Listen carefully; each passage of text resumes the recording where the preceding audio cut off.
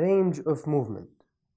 The range of movement can be assessed by a combination of active and passive movements of the ankle and foot joints and articulations, and the doctor must compare both sides, as well as compare the patient's range of motion to the reference.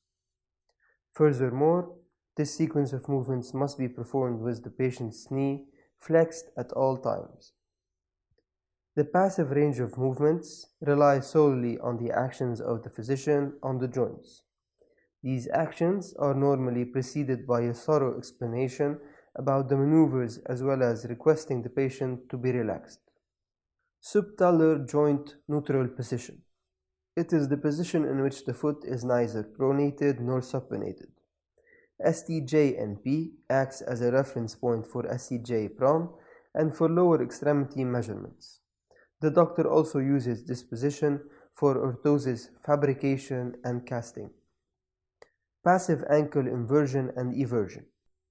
The doctor must stabilize the leg with one hand and cup the heel with the other hand.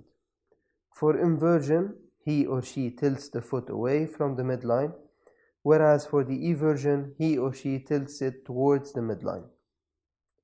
Crural joint position. Passive ankle dorsiflexion. This movement is usually performed by the fibularis tertius, located on the dorsolateral surface of the foot. In order to test it, the doctor must place his hand posteriorly and above the malleolus and place the other on the base of the foot and move it posteriorly or towards the patient's leg.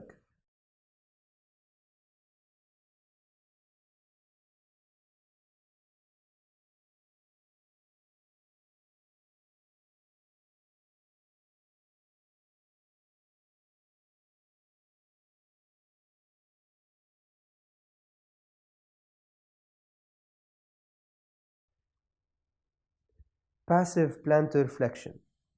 Many muscles are implicated in this movement, and it allows you to press the gas pedal of your car, or ballet dancers to stand on their toes. The physician must place one hand anteriorly and above the malleolus and the other on the dorsal surface of the foot and push it anteriorly or away from the patient's leg.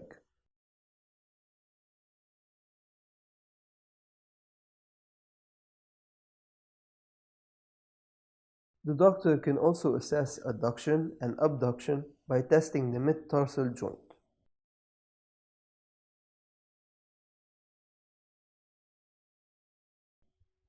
As for the active movements, it is achieved by the patient's efforts instead, as well as the doctor's guidance and explanation of the maneuvers. Active ankle dorsiflexion.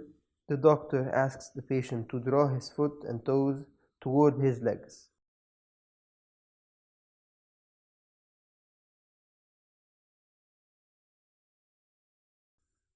Active plantar flexion.